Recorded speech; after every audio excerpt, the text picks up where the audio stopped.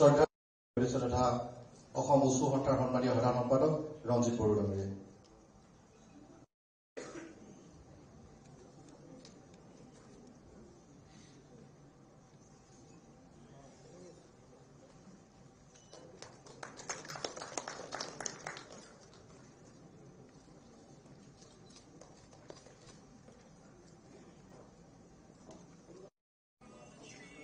Boxing federation of ইণ্ডিয়াৰ secretary general Hemanta Kumar কলিতাক এখনি অসমীয়া স্বাভিমান ফুলম গামোচাৰে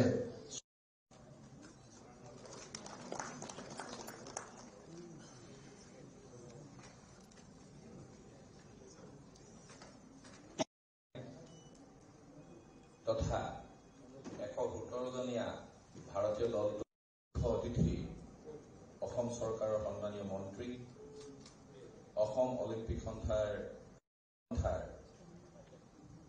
সভাপতি শ্ৰীযুত পীযুষ হাজৰিকা ডাঙৰীয়া, মঞ্চ যিগৰাকী অলিম্পিয়ানে আমাক গৌৰৱান্বিত কৰিছে, যাক লৈ আমি গৌৰৱ কৰিবলৈ সক্ষম হৈছো, সেই বক্সিং অসম এমেচাৰ বক্সিঙৰ সন্মানীয় সম্পাদক তথা বক্সিং ফেডাৰেশ্যন অফ ইণ্ডিয়াৰ সচিব প্ৰধান হেমন্ত কুমাৰ কলিতা ডাঙৰীয়া, মঞ্চৰ সন্মুখত আৰু অসমৰ বিভিন্ন সংবাদ প্ৰতিষ্ঠানৰ সন্মানীয় সাংবাদিক বন্ধুসকলকো আজিৰ এই অনুষ্ঠানটোলৈ মই আন্তৰিকভাৱে আদৰণি জনাইছো। পীযুষ হাজৰিকা ডাঙৰীয়াক আমি বিশেষভাৱে ধন্যবাদ জনাইছো যে ৰাজ্যৰ এই প্ৰতিকূল বান পৰিস্থিতিৰ মাজতো লাভলীনা বৰগোহাঁইক উৎসাহিত কৰিবৰ বাবে আৰু ভাৰতীয় দলটোক শুভেচ্ছা জনাবৰ বাবে তেওঁ আমাৰ মাজত উপস্থিত আছে। আমি এগৰাকী ক্ৰীড়া সংগঠন হিচাপে যোৱা সময়ছোৱাত দেখা পাইছো যে আমি নিজেও ৰাজনীতিত জড়িত, যে ৰাজনীতিক হৈও ক্ৰীড়া সংগঠনসমূহত জড়িত থকাৰ বাবে কেতিয়াবা বহু কথা আলোচিত হয়। পীযুষ হাজৰিকা ডাঙৰীয়া টেবুল টেনিছৰ সভাপতি। আমি দেখা পাইছো যোৱা 2টা বছৰত অসমৰ টেবুল টেনিছ জগতখনে কিন্তু এটা পুনৰ নতুনত্ব লাভ কৰিছে। গোটেই টেবুল টেনিছ ক্ৰীড়া ক্ষেত্ৰখন জীপাল হৈ উঠিছে তেখেতৰ সবল নেতৃত্বত। তেখেতৰ প্ৰচেষ্টাত তেওঁ বক্সিং ফেডাৰেশ্যন অফ ইণ্ডিয়াৰ ছেক্ৰেটাৰী জেনেৰেল হোৱাৰ লগে লগে কেৱল লাভলীনাই তাত নাই, এইবাৰ one of the strongest Indian boxing contingent, য'ত লাভলীনা আছে, নিখাত জাৰিন আছে, অমিত পংগাল আছে, নিশান্ত দেৱ আছে, আৰু 4গৰাকী পাই মেডেল আশা কৰিব পাৰি। আৰু সেই দলটোত কোচ মেণ্টৰ হিচাপে আমাৰ অসমৰ আন এগৰাকী সুসন্তান প্ৰণামিকা আছে। আমি প্ৰণামিকাৰ বাবে এটা হাত চাপৰি মাৰিব লাগে। আমি ইয়াত যিসকল আজি খেলুৱৈ উপস্থিত আছে অত্যন্ত ভাল প্ৰদৰ্শন কৰিছে, আমি ভাবো এবাৰ ৰিলে দলটোৱে ইতিহাস সৃষ্টি কৰিবলৈ সক্ষম হ'ব। আৰু যিহেতু ইতিমধ্যে এটা মেডেল তেওঁৰ হাতত আছে, গতিকে তেওঁ বেলেগ হেৰুৱাবলগীয়া একো নাই, পাবলগীয়াও নাই, বৰ বিশেষ হেৰুৱাবলগীয়াও নাই। গতিকে সৰ্বোচ্চ উজাৰি এবাৰ লাভলীনাই খেলিব। লগত প্ৰণামিকা আছে, সকলোতকৈ ডাঙৰ কৃতজ্ঞতা জ্ঞাপন কৰিছো। ইয়াৰ লগে লগে আমি বক্তব্য ৰাখিবৰ বাবে অনুৰোধ জনাইছো অৰ্জুন মনালিছা বৰুৱা মেহতা বাইদেউ। বেষ্ট উইচেছ জনোৱা। ইমান ভাল লাগিছে আজি মই ইয়াত আহিব পাৰিছো, ইয়াত প্ৰেজেণ্ট থাকিব পাৰি এই ফাংচনটোত। একচুৱেলি মই আহিছিলো ইয়াত ছামাৰ কেম্প টেবল টেনিছৰ হৈ আছে, মই 16 তাৰিখৰ পৰা ইয়াতে আছো। সেইকাৰণে মই মোৰ নিজকে লাকি ভাবো যে আজি মই লাভলীনাৰ এই প্ৰগ্ৰেমটোত আহিব পাৰিলো। আজি ইয়াত আহি এটা বেলেগ এটা পজিটিভ ভাইব লাগে, কাৰণ আমাৰ অকল এটা প্লেয়াৰ অকলে উলিয়াব নোৱাৰে। Support system is very important. আজি আমাৰ ছাপোৰ্ট চিষ্টেম, আমাৰ গভৰ্ণমেণ্ট, আমাৰ এছ'চিয়েশ্যন সকলো ইনভলভ থাকিলেহে আমি ভালকে খেলিব পাৰো। আৰু এতিয়াও মই ভাবো আমাৰ অসমত টেলেণ্টৰ অভাৱ নাই, টেলেণ্ট বহুত আছে। আৰু আমাৰ প্লেয়াৰ কোচ, অকল প্লেয়াৰ বুলিয়ে নহয়, আজি চাব পাৰিছে স্পৰ্টছ জাৰ্নেলিষ্ট গৈ আছে পেৰিছত, গীতিমা তালুকদাৰ গৈ আছে ফটোগ্ৰাফিৰ কাৰণে, মিষ্টাৰ ৰাজু মণি নেকি নামটো, তেওঁ গৈ আছে, ঋতুৰাজ কৌৰ গৈ আছে। সেইকাৰণে দেৰ R many going to Paris Olympics in different field. সেইটো এটা ডাঙৰ কথা। আৰু পেৰা অলিম্পিকতো যেনেকে গৈ আছে প্লেয়াৰ তা আমি তাৰমানে আমি সকলো বিভাগতে আমি ভাল কৰি আছো আৰু অলপ আমাৰ এনকাৰেজমেন্ট লাগে প্লেয়াৰ্ছৰ মটিভেশ্যন লাগে আজিকালি আমাৰ প্লেয়াৰ্ছ যেতিয়া ভাৰতবৰ্ষ ৰিপ্ৰেজেন্ট কৰিব যায় তেতিয়া জাষ্ট পাৰ্টিচিপেট কৰিবলৈ নাযায় সকলোৱে এটা এইম লৈ পেলাই যায় যে মই মেডেল জিকিম সেই মেডেল সেই ভাৱধাৰাটো বদলি গৈছে এই ভাৱধাৰাটো বদলিছে কাৰণ আমাৰ চেন্ট্ৰেল গভৰ্ণমেণ্টেও বহুত সুবিধা দিছে যেনেকে গভৰ্ণমেণ্টে এতিয়া টপ স্কিম দিছে যেনেকে প্লেয়াৰ্ছবিলাকৰ এমঅচি মিটিং এখন মই এমঅচিৰ মেম্বাৰ হয় মিছন অলিম্পিক কমিটি সেই তাত প্লেয়াৰবিলাকৰ স্পাৰিং পাৰ্টনাৰ ফিজিঅ' তেওঁলোকক যি লাগে যি সুবিধা লাগে গভৰ্ণমেণ্টে দি আছে চাই স্পৰ্টছ অথৰিটি অফ ইণ্ডিয়াৰ পৰা এইটোৱে বহুত সুবিধা দিছে আমাৰ প্লেয়াৰবিলাকক সেইকাৰণে মই কৃতজ্ঞতা জ্ঞাপন কৰিছো এইবাৰ আমি বক্তব্য প্ৰত্যক্ষ অনুৰোধ জনাইছো আচলতে যিগৰাকী খেলুৱৈ আজি শুভেচ্ছা জনাবৰ বাবে আমি ইয়াত এই অনুষ্ঠানটো আয়োজন কৰিছো সেইগৰাকী খেলুৱৈ যিটো ইভেণ্টত আমাৰ মাজত উপস্থিত আছে বক্সিং ফেডাৰেশ্যন অফ ইণ্ডিয়াৰ সচিব তথা অসমৰ সুসন্তান অসম এমেচাৰ বক্সিং এছ'চিয়েশ্যনৰ সন্মানীয় সাধাৰণ গৃহত উপস্থিত অসম অলিম্পিকৰ মোৰ শ্ৰদ্ধাৰ বিষয়ববীয়াসকল মোৰ শ্ৰদ্ধাৰ ইয়াত উপস্থিত খেলুৱৈসকল বিশেষকৈ ভাতৃ এলভিছ সন্মানীয় ক্ৰীড়া সংগঠক তথা বিশিষ্ট সাংবাদিক প্ৰণয় বৰদলৈ ডাঙৰীয়া সন্মানীয় সুধীবৃন্দ সাংবাদিক বন্ধুসকল আমি সকলোৱে ইতিমধ্যে গম পালো সকলোৱে ভাষণত ক'লে যে আমাৰ অতি মৰমৰ আমাৰ অসমৰ সুযোগ্য সন্তান লাভলীনা বৰগোহাঁই ডাঙৰীয়ানীক আমি শুভেচ্ছা জ্ঞাপন কৰিবলৈ আশীৰ্বাদ জনাবলৈ এই অনুষ্ঠান আয়োজন কৰিছো মই বন্ধু লক্ষ্য আমাৰ অলিম্পিক এছ'চিয়েশ্যনৰ প্ৰত্যেকজন বিষয়ববীয়াক ধন্যবাদ জ্ঞাপন কৰিছো আজিৰ এই অনুষ্ঠানটোৰ যোগেদি আমি ভগৱানক প্ৰাৰ্থনা জনাম মা কামাখ্যাক প্ৰাৰ্থনা জনাম যাতে আমাৰ মৰমৰ লাভলীনাই দ্বিতীয়বাৰৰ কাৰণে অলিম্পিকৰ মেডেল ভাৰতবৰ্ষলৈকে কঢ়িয়াই আনিবলৈকে সক্ষম হয় অসমলৈকে কঢ়িয়াই আনিবলৈকে সক্ষম হয় মোৰ শ্ৰদ্ধাৰ ক্ৰীড়া সংগঠকসকল খেলুৱৈসকল আজিৰ পৰা 15-20 বছৰৰ আগলৈকে যেতিয়া অলিম্পিক খেল হয় আমি ভাৰতীয়সকলে শেষত বৰ কষ্ট পাওঁ আমাৰ কাৰণে এটা ফ্ৰাষ্ট্ৰেশ্যন হয় যে 100 কোটিৰ মানুহ এটা কথা সকলোৱে ডিছকাশ্যন কৰে টিভিত ওলাই পেপাৰত ওলাই 100 কোটি মানুহৰ দেশ আৰু এই 100 কোটি মানুহৰ দেশত আমি এটা মেডেল পাওঁ আৰু কেতিয়াবা নাপাওঁৱে লাহে লাহে গৈ 140 কোটি মানুহৰ দেশ হ'ল আৰু যোৱা 10 বছৰত আমাৰ অলিম্পিকেই হওক ক্ৰীড়া ক্ষেত্ৰখনত প্ৰত্যেকটো ক্ষেত্ৰতে হওক এনেকৈ উত্তৰণ হ'ল যে আমি এতিয়া এটা দুটাত ৰৈ থকা নাই আমি যোৱা টকিঅ' অলিম্পিকত 7টা মেডেল পাবলৈকে সক্ষম হলো আৰু এইবাৰ আশাৰে তাতকৈ দুগুণ মেডেল আমি পাবলৈকে সক্ষম হলো অসমৰ ক্ষেত্ৰত আমি যোৱা 3 বছৰ আগলৈকে মেডেলবিহীন আছিল অসমৰ কোনো এগৰাকী খেলুৱৈয়ে অলিম্পিকত মেডেল লাভ কৰিবলৈকে সক্ষম হোৱা নাছিল অসমৰ বহুত খেলুৱৈ বহু ক্ষেত্ৰত বহু ধৰণৰ প্ৰতিভাৰে নিজৰ প্ৰদৰ্শন কৰিছে অসমলৈকে সুনাম কঢ়িয়াই আনিছে কিন্তু অলিম্পিকৰ মেডেল কোনো আনিব পৰা নাছিল আমাৰ মনালিছা বাইদেৱে বহুত খেলিছে টেবুল টেনিছত এলভিছে ইংলিছ চেনেল সেইদিনা পাৰ কৰিছে খুব সেইদিনাখন এতিয়া আজিৰ পৰা 15 দিন আগত আমাৰ মৰমৰ আমাৰ সন্তান ভাতৃ ভতিজা ৰিয়ান পৰাগে প্ৰথমবাৰৰ কাৰণে ক্ৰিকেটত ইণ্ডিয়া টিমক ৰিপ্ৰেজেণ্ট কৰিব পাৰিছে আমাৰ উমা চেত্ৰীয়ে মহিলা ক্ৰিকেট টিমক ৰিপ্ৰেজেণ্ট কৰিব পাৰিছে এছিয়ান গেমছত 15 মেডেল লৈ আহিলে আমাৰ ভগ্নী আমাৰ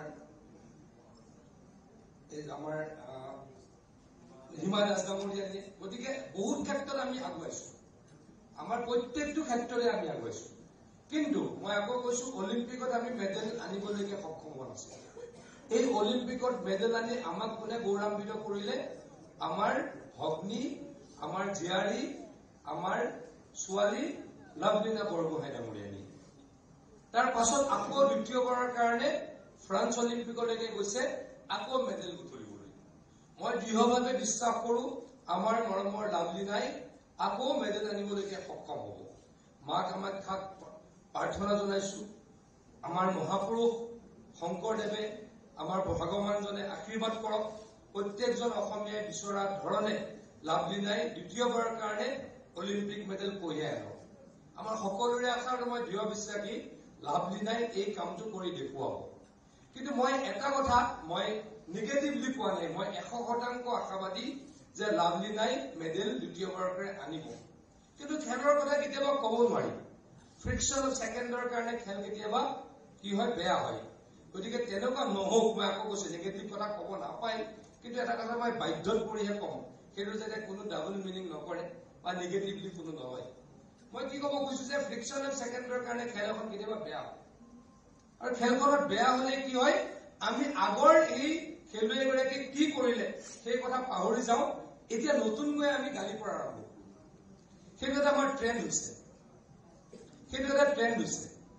আজি হিমা দাস ডাঙৰীয়ানীয়ে আমালৈকে এছিয়ান গেমছত সোণৰ মেডেল কঢ়িয়াই আনিলে, বিভিন্ন খেলত গৈ খেলিলে, এদিন খেলিব নোৱাৰিলে তাইক বিভিন্ন ধৰণে সমালোচনা কৰা হয়। ৰিয়ান পৰাগে সদায় হাফ চেঞ্চুৰী কোবাব নেকি, সদায় চেঞ্চুৰী কোবাব নেকি, কেতিয়াও সম্ভৱ নহয়। যিদিনাখন 0 ডাউট হয় আমিয়ে তেওঁক সমালোচনা কৰোঁ। এই পৰিৱেশটো নহওক অসমত, তাৰ কাৰণে সকলোকে মই হাত জোৰ কৰি অনুৰোধ কৰিছো। মাজতো আহি অনুষ্ঠানটোক সফল কৰাত যি কৃতাৰ্থ কৰিলে তাৰ বাবে আমি তেখেতলৈ ধন্যবাদ আৰু কৃতজ্ঞতা জ্ঞাপন কৰিছো।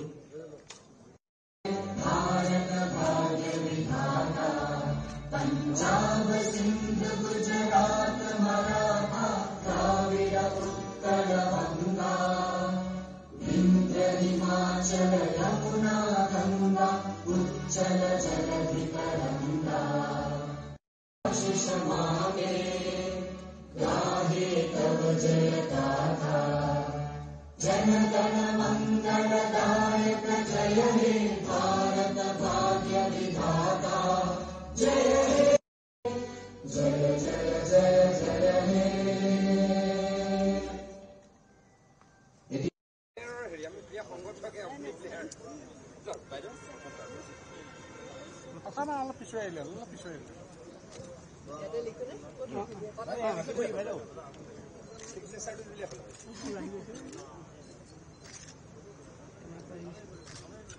আমি তলত অকল আপুনি অল দ্য বেষ্ট থাকিলে আমি চিগনেচাৰ কৰিব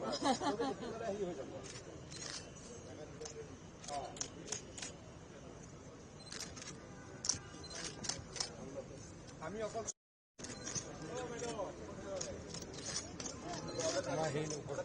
নহলে জেগা নাইকিয়া হৈ যাব।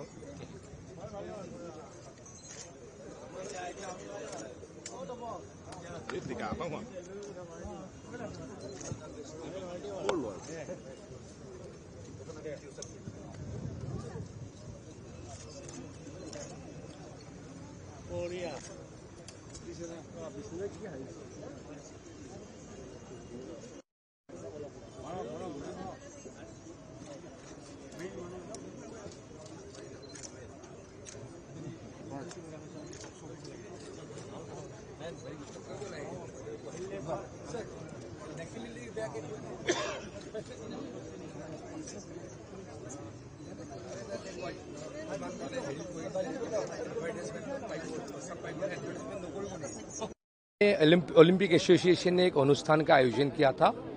भारत देश से जितना लोग, हमारा देश से जितना प्लेयर ओलंपिक खेलने के लिए पेरिस गया है, उन लोगों को शुभेच्छा ज्ञापन करने के लिए ये भव्य अनुष्ठान आयोजन किया था। हम लोगों का सबसे प्यारी लावलिना बरगोहाई जी ने भी ओलंपिक में भाग लेने के लिए गया है। बॉक्सिंग में वो भाग लेगा। पिछले ओलंपिक में भी लावलिना बरगोहाई जी ने मेडल लाया था, सिल्वर मेडल लाया था देश के लिए, असम के लिए। दोबारा उन लोग वो असम के लिए, भारत के लिए मेडल लाए। उनको हम लोग शुभेच्छा ज्ञापन करता हूं। भगवान को प्रार्थना करता हूं अपना देश का जितना प्रतियोगी है सब लोग अच्छा खेले। Help Assam to mitigate flood and erosion. Being Water Resources Minister, I am extremely happy waiting for the implementation. Definitely, she has already told in the parliament, in the budget speech, that center is going to help Assam. Definitely, they will help. But I am hopeful they will give more than we have got so far. A special question to NI. This proud moment for Assam that Lavlina Buragohain is going to compete. So what do you say? On the eve of historic Paris Games, Paris Olympic Games, all the sports fraternity of Assam is sending good wishes to entire Indian contingent today. Especially the lone athlete representing the state of Assam, Lavlina Buragohain, for second consecutive time. We expect a sure shot medal from her because after Tokyo Olympic, apart from Birmingham Commonwealth Games, she is consistently performing. After being promoted to 75 kg category, we have seen in all international tournaments, she entered the final. So from that point of view, we are quite sure that she will bag a medal in Paris Olympic for second time. So anyhow, you cannot say what happens in the games. It is a matter of fraction of second. We appeal to all the country people, all the people of Assam, to show same affection while she comes back from Paris Olympic. As a sportsman, what do you think? Like how many goals this time India can achieve? You see, you cannot say how many goals, how many silver, how many bronze. But current team has broken that barrier that always at the end of the day in the finals or in the heats of Olympics we see all the Indian athletes are running at the last, or in team games also we see we are knocked out from the league itself. But from since last 2-3 Olympics we can see the participants from India, they are at least entering the finals. So this time we can say this is the strongest ever contingent India has ever sent. So what do you like most in Lavlina? Like what is her spirit, you think? You see, after she has been promoted, she changed her category into 75 because 69 is not in the Olympics these days. So in 75 category, where we have seen she gained a lot of maturity. See the way she plays with that consistency. She waits for the last moment. She waits for the perfect time to go for the perfect bout to the opponent. These are the maturity over the time she gained. So from that prospect, I think after winning medal in Olympics, Asian Games, winning gold medal in World Championship, these are lots of experiences. So from that prospect, we can say she will bag a medal.